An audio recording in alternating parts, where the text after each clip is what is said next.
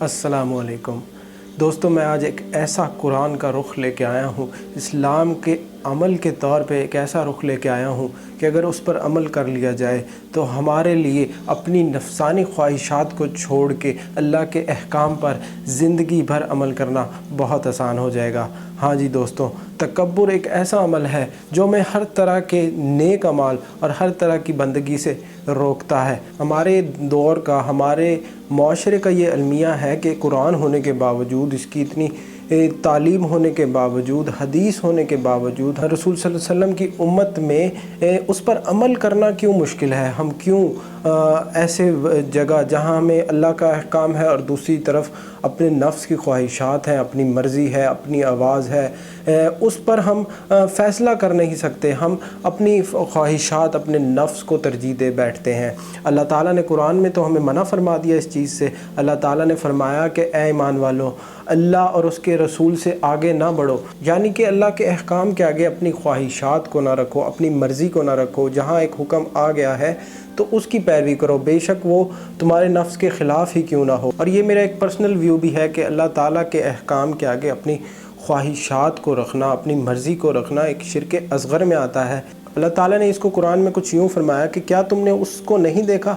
جو اپنی نفسانی خواہشات کو الہ بنا بیٹھا ہے، اپنا معبود مقرر کر دیا ہے، یعنی کہ ہم اللہ تعالیٰ کی بندگی کی بجائے اپنی خواہشات کی بندگی میں لگ چکے ہیں۔ اور اللہ تعالیٰ نے اسی کے آگے فرمایا کہ وہ حق ہونے کے باوجود، یعنی کہ قرآن اور ساری تعلیمات ہونے کے باوجود گمراہی کی طرف جا چکا ہے۔ ہم تکبر کو دنیاوی لحاظ سے دیکھتے ہیں۔ اگر اس رخ کو، قرآن کے اس رخ کو دیکھا جائے کہ خواہشات کو، اپنی نفس کو، اپنی مرضی کو اللہ کے احکام کے آگے رکھنا، اللہ تعالیٰ کے حبیب صلی اللہ علیہ وسلم نے ہمیں اس کی ڈیفینیشن کچھ یوں بتائی کہ تکبر یہ ہے کہ تم حق ہونے کے باوجود حق بات کو نہ مانو اور دوسرے کو اپنے سے کمتر سمجھو۔ اور اس سے یہ واضح ہو جاتا ہے، کلیئر ہو جاتا ہے ہمارے لیے کہ اگر ہم تکبر کریں اور کمتر سمجھیں کسی کو، اپنی مرضی کو، اپنے بات کو زیادہ حق جانیں، اس کو زیادہ پریورٹی دیں، اور وہ جس کے خلاف ہم تکبر کر رہے ہیں، جس کے خلاف اپنی مرضی کر رہے ہیں، جس کو ہم کمتر سمجھ رہے ہیں، وہ نعوذ باللہ اللہ کی ذات ہو، اللہ کے احکام ہو، تو اس سے بڑا گھنونا گناہ کیا ہو سکتا ہے؟ اس سے بڑا تکبر کیا ہو سکتا ہے؟ جی ہاں دوستوں، شیطان نے یہ عمل کیا تھا۔ سب سے پہلا گناہ جو پوری مخلوقات میں ہوا تھا وہ تکبر ہوا تھا۔ اللہ تعالیٰ نے قرآن میں فرمایا سورہ بقرہ میں کہ ہم نے سب فرشتوں کو حکم دیا کہ وہ آدم کو سجدہ کریں، سب نے سجدہ کیا، لیکن شیطان نے نہ کیا اور تکبر کیا، متکبرین میں سے ہو گیا۔ یہ لفظ خصوصی طور پہ استعمال ہوا ہے کہ اس نے حق بات کو جانتے ہوئے بھی، اس ڈیفینیشن میں آتا ہے کہ حق بات کو جانتے ہوئے بھی اس نے اللہ تعالیٰ کے حکم کو نہ مانا اور دوسرے کو کمتر سمجھا، اور اس نے اللہ تعالیٰ کو نعوذ باللہ کمتر سمجھا۔ اللہ تعالیٰ نے کچھ اور الفاظ میں تکبر کو یوں لیا کہ جو لوگ آخرت سے انکار کرتے ہیں، منکر ہوتے ہیں اور غرور کرتے ہیں، اللہ ان کو جانتا ہے جو وہ ظاہر کرتے ہیں اور جو وہ سینے میں چھپاتے ہیں۔ ہم ظاہر کرتے ہیں کہ ہم ایمان لائے ہیں، لیکن ایمان کا تقاضا یہ پورا کرتے ہیں؟ آخرت کے دن پر یقین کرتے ہیں، لیکن کیا ہم اس کا تقاضا پورا کرتے ہیں؟ ہم اس کی تیاری کرتے ہیں؟ ہم اپنی نفس کی خواہشات کو، اپنی نیند کو چھوڑ کر، اپنی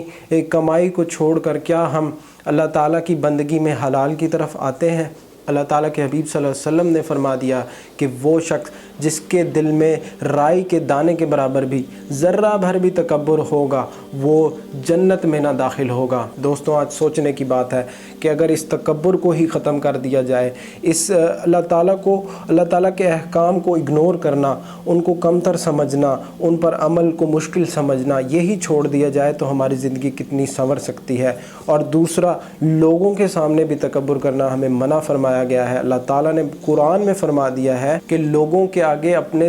گال نہ پھلاؤ تکبر سے، یا منہ نہ پھیرو، کہ یعنی ان کی بات کنسیڈر نہ کرو، ان کو کمتر جانو، ان کی بات کو، ان کے مشورے کو، ان کی عادات کو کمتر سمجھنا، اپنے آپ کو بہت سمجھنا۔ اور پھر فرمایا کہ زمین پہ اترا کے نہ چلو کہ یہ میری گاڑی، میں ہونڈا سے اترا ہوں، میں مرسڈیز سے اترا ہوں، وہ مہران والا ہے، وہ بائک پہ جا رہا ہے، میری یہ بڑی کوٹھی ہے، میرے ساتھ والے کی چھوٹی ہے، تو اس کے بارے میں ایک رویہ اختیار کر لینا کہ میں بہتر ہوں، یا اپنی عہدے میں کچھ لوگوں میں بیٹھنا تو آپ کا عہدہ بڑا ہے تو فخر کرنا پہنچ جاتے ہوئے کہ میرے لیے سب کھڑے ہوں، اور ایسے رویے جو ہیں یہ اسی میں آتے ہیں کہ زمین پر اترا کے نہ چلو۔ اور اللہ تعالیٰ نے شو آف کو، شوخی مارنے کو فرمایا کہ وہ پسند نہیں فرماتا۔ کیسے پسند کر سکتا ہے کہ اللہ کے احکام کے آگے کسی کو حقیر سمجھنا، اللہ کے احکام کو ہی حقیر سمجھنا۔ اس کا ایک اور رخ دیکھا جائے تو حضور پاک صلی اللہ علیہ وسلم نے فرمایا کہ اللہ تعالیٰ آخرت کے دن اس شخص کی طرف رحمت کی نگاہ نہیں کرے گا جو شخص اپنے کپڑوں کو غرور سے، تکبر سے لٹکا کر گھسیٹ کر چلتا ہے۔ اور اس کے کئی پہلو دیکھے جائیں تو یہ سمجھ میں آتا ہے کہ اپنے آپ کو شو آف کرنا، دوسروں سے بڑا جتانا، ان کی باتوں پہ ان کا مذاق اڑانا، کسی کو اس کے خلاف باتیں کرنا، اس کو کمتر جتانے کے لیے اس کے خلاف باتیں کرنا، یہ سب تکبر میں آتا ہے۔ آج کل ہم گاڑی میں 160 کا میٹر مار کے واٹس ایپ، فیس بک پہ شیئر کر رہے ہوتے ہیں، ہر دوسری ویڈیو میں گانا چل رہا ہے، گاڑی چل رہی ہے، ایک روڈ پہ جا رہے ہیں۔ اسی طرح ایک غریب جب امیر بن جاتا ہے تو اس کے رویے بدل جاتے ہیں، وہ امیروں کی طرح ایکٹ کرنے لگ جاتا ہے، اس کے اخلاق بدل جاتے ہیں، دوسروں کے ساتھ اس کے معاملات بدل جاتے ہیں۔ اسی طرح کوئی گاؤں سے شہر میں آ جائے تو وہ گاؤں والوں سے اپنے آپ کو بہتر سمجھنے لگ جاتا ہے، گاؤں جائے تو ان کے اندر ایسے بیٹھتا ہے کہ وہ اب ان سے مختلف ہو چکا ہے، ان سے بہتر ہو چکا ہے۔ اسی طرح ایک شخص جو عام لوگوں میں رہتا تھا، اس کی کوئی جاب لگ گئی، اس کو کوئی عہدہ مل گیا تو اس کے رویے، اس کے اخلاق بدل جاتے ہیں۔ یہ جج کرنے کا طریقہ ہے کہ آپ کے اندر تکبر آ گیا، آپ کسی کو حقیر سمجھنے لگ گئے ہیں اور اپنے آپ کو بہتر سمجھنے لگ گئے ہیں۔ تو آئیے دوستوں، اللہ کے معاملات میں سب سے پہلے تکبر کو ختم کریں، اپنی عادات کو، اپنے خواہشات کو، اپنے خیالات کو، اپنے مرضی کو اللہ تعالیٰ کے احکام کے اندر ڈھالنے کی کوشش کریں، اور اسی طرح دوسروں کے معاملے میں بھی تکبر سے کام نہ لیں، اپنے آپ کو بہتر نہ سمجھیں، دوسروں کو کمتر نہ دکھائیں، اپنے اخلاق کو، رویے کو میانہ روی میں رکھیں، اپنے عہدوں، اپنے سلطنت، اپنی امیری کی وجہ سے ان کو نہ بدلیں۔ اس ریفرنس میں ایک حدیث بہت مشہور ہے کہ اللہ تعالیٰ فرماتے ہیں حدیث قدسی میں کہ تکبر، بڑائی میرا لباس ہے اور عظمت میرا تہبند ہے، جو انہیں مجھ سے چھیننے کی کوشش کرے گا میں اسے جہنم میں ڈال دوں گا۔ اور اسی طرح ایک حدیث پاک صلی اللہ علیہ وسلم ہے